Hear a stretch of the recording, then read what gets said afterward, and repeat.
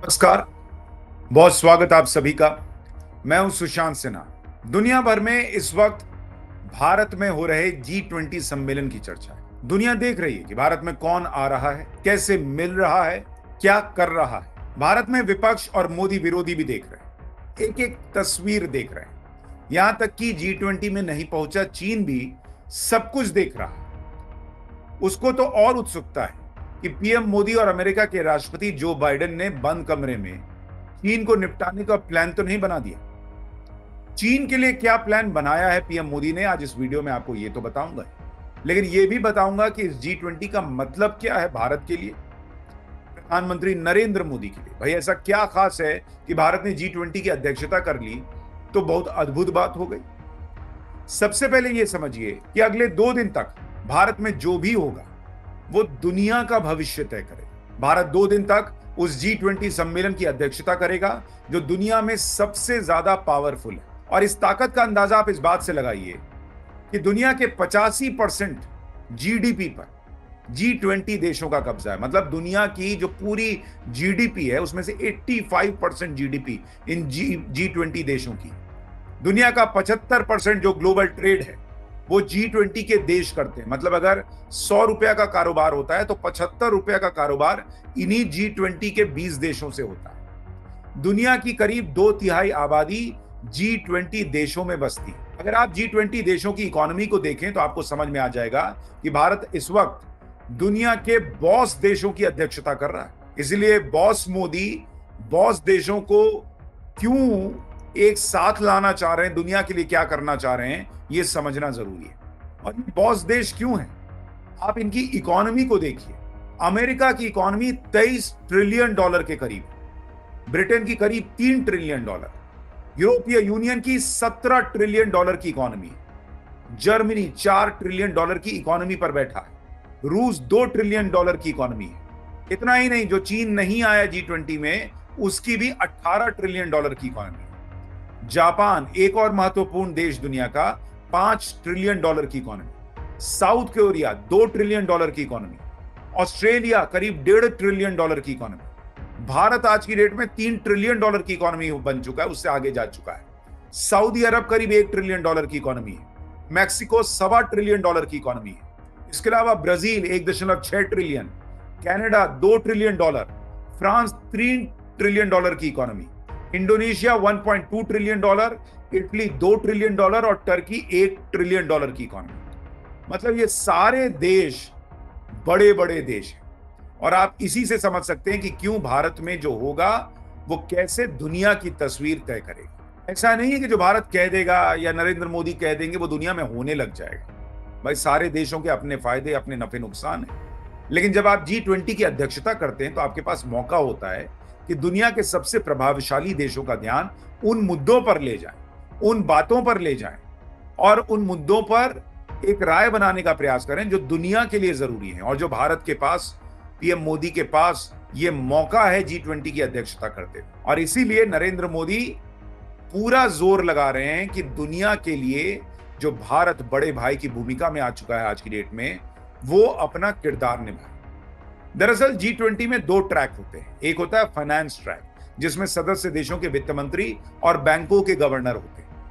दूसरा होता है शेरपा ट्रैक, जिसमें नेताओं के सदस्य होते हैं जो समिट में हुए निर्णयों पर कैसे काम हो रहा है, कैसे चीजें आगे बढ़ रही हैं, ये सब देखते हैं। भारत की तरफ से शेरपा नियुक्त किया गया है अमिताभ कांत को, जो नीति आयोग के अध्यक्ष भी रह चुके हैं।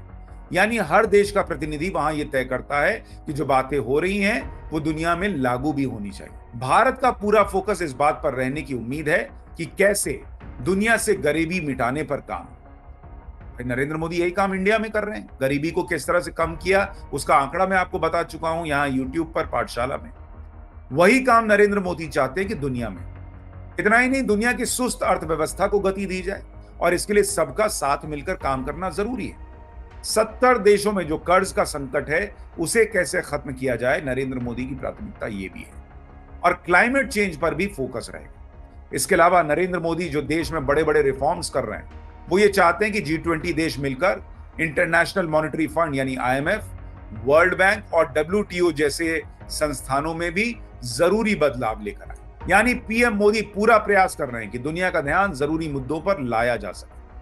और आपको यह भी बताता हूं कि क्यों चीन टेंशन में, और उसकी पहली वजह है G20 के दौरान भारत और अमेरिका का सबसे बड़ा एजेंडा, एक ऐसा ट्रेड रूट बनाना जिससे ट्रेन के जरिए भारत और यूरोप की कनेक्टिविटी हो जाए। कहा जा रहा है कि यह रूट इंडिया से लेकर सऊदी अरब, यूएई, जॉर्डन से इजराइल और तुर्की तक को कनेक्ट करेगा। इंडिया से पोर्ट शिप के जरिए सऊदी अरब तक सामान जाएगा और सऊदी अरब से यूएई और जॉर्डन तक स्पेशल ट्रेन चलेगी। यह भी कहा जा रहा है कि इजराइल भी बाद में इस प्रोजेक्ट में जुड़ सकता है, जिससे जो ट्रेन जॉर्डन तक जाएगी वो आगे इजराइल को क्रॉस करते हुए हाइफा पोर्ट तक पहुंच सकती है। फिर पोर्ट से जहाज के जरिए तुर्की तक सामान जा सकता है और फिर वहां से यूरोप के बाजारों तक पहुंच सकता है ये सामान। इस परियोजना का नेतृत्व कर तो अमेरिका रहा, और खबरें हैं कि अमेरिका, भारत, सऊदी अरब और यूएई के इस जॉइंट इंफ्रास्ट्रक्चर डील को फाइनल करने में अब ज्यादा वक्त नहीं रह गया है और शायद G20 में इसका ऐलान भी हो जाए। अमेरिका इस प्रोजेक्ट को चीन के काउंटर की तरह इस्तेमाल कर रहा है। चीन जो बेल्ट एंड रोड प्रोजेक्ट लेकर आया था, उसका काउंटर हो सकता है ये प्रोजेक्ट। चीन मिडिल ईस्ट में अपना प्रभाव बढ़ा रहा है, इसलिए अमेरिका इस योजना को पुश दे रहा है ताकि चीन को काउंटर किया जा सके। चीन के बेल्ट और रोड परियोजना का अहम हिस्सा मिडिल ईस्ट में भी है। अगर भविष्य में इजराइल और सऊदी अरब के रिश्ते सामान्य होंगे तो इजराइल भी इस रेल प्रोजेक्ट से जुड़ जाएगा। इसे इजराइल के पोर्ट से यूरोप तक पहुंच और आसान हो जाएगी। यानी पीएम मोदी पूरी तरह से इस इवेंट को भारत को दुनिया के बड़े भाई की भूमिका में और स्थापित करने और चीन का काउंटर तैयार करने के लिए भी इस्तेमाल कर रहा है। लेकिन अफसोस यह है कि अपने यहां का विपक्ष आज भी इसमें कमियां ढूंढ रहा है।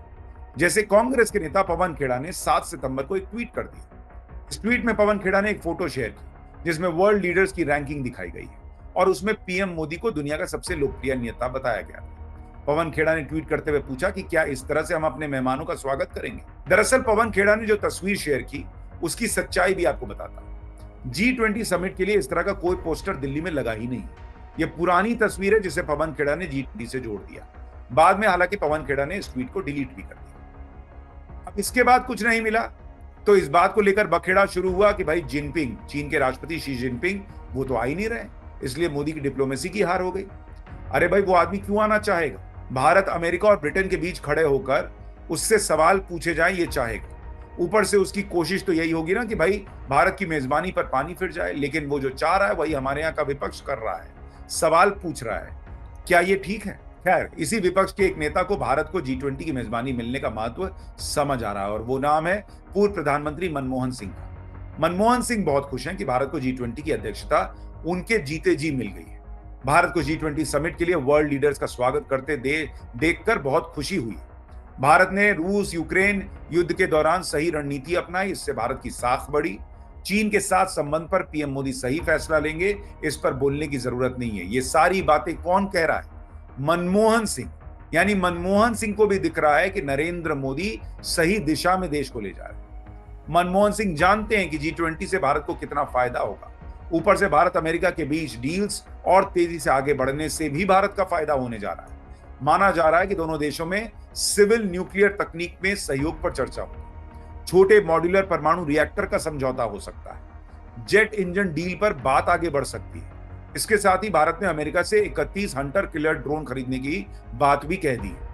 यानी भारत की साख बढ़ेगी, भारत की ताकत बढ़ेगी, भारत का अपना फायदा भी है। फिर भी अगर राहुल गांधी इस वक्त दुनिया में घूमकर यह बताने का प्रयास कर रहे हैं कि भारत में लोकतंत्र खतरे में है, तो उनकी कौन सुनेगा, कौन मानेगा?